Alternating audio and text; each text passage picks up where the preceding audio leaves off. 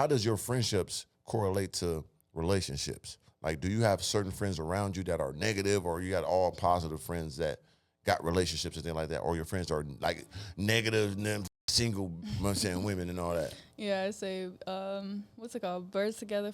Yeah, birds of a feather flock together. Pigeons, sure. no eagles. You know what I'm saying? So I think it's really beneficial if you're especially single to have married friends. That I have a lot of married friends right now. So a lot of the times if I'm like, oh, well, asking for advice or asking for opinion, it's good to go to people who are already in those versus somebody who's going through the same thing I'm going through, looking at this piss poor dating pool. Right. It's like, what the hell? But at the end of the day, it's kind of like you have to keep a positive circle because the people you are around, you're always going to pick up at least a little bit of mannerisms or at least a little bit of whatever they got going on.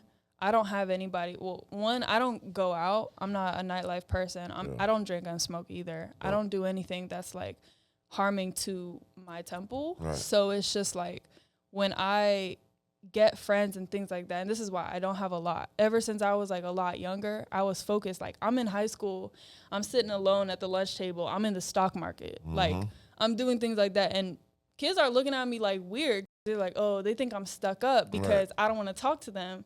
But in reality, I'm like, nah, like I'm running my bag up. What you mean? Ooh. And that's why it was hard for me to build relationships at that age because everybody was out here having fun, living their quote unquote best life. But fun to me was peace. And peace is sometimes boring to a lot of other people. That's real. Peace is like being able to take a nap sometimes. For sure. That sleep means something. Yeah, absolutely. And once you put that into perspective and like have that value, like just understanding how valuable your time is, you choose to invest it properly. Right. So yeah, that's very important. My closest friends are married too. My brother, my best friend, shout out to my dog Slim, and my other friend Ra. They're the only people I really rock with. All of them married. I'm the only one's not. So like I believe in marriage for, to grow. But I'm just different, you know what I'm saying? I'm a different barbarian. I'm a lone wolf. I'm a werewolf type gargoyle. I'm going for the glory of glories, you know? You think you're going to be like that your whole life? I don't know. I think, like I said, my favorite character, I always give this analogy, is Thanos. Like, his whole thing was taking over the world and bringing it balance. And he didn't rest until he did that. You think you can't do that with a woman by your side? I could. I haven't really tried it because I try to be transparent. And it's only two things. I ain't afraid of nothing in life. You know what I'm saying? I done skydive. I done fight people, take guns from them that pull them on me, almost kill people with my bare hands. I done seen it all. You know what I'm saying? And I wasn't afraid. I was ready to do or die, right? There's only two things I'm afraid of is giving full commitment to a woman 100% and allowing her to have that control because I ain't going to be in control if you give that, right?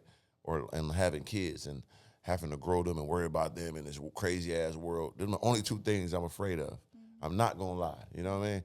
So it probably would elevate me because I seen it with my friends, but it's like for me, it's like I always been in control of everything and I always been by myself. So it's like if I give that up and it go bad, oh shit, it gonna fuck up the God. You know what I'm saying? It's gonna tear me down because that's the greats. Go down to women. Some go up. Don't ever get it misconstrued it. I'm not gonna say it don't help. Some do help.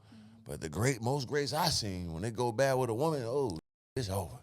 They hold shit in shambles. You hear me? Have you ever been in love before? I have been. And, I was in love, you know what I mean? And I f***ed it up.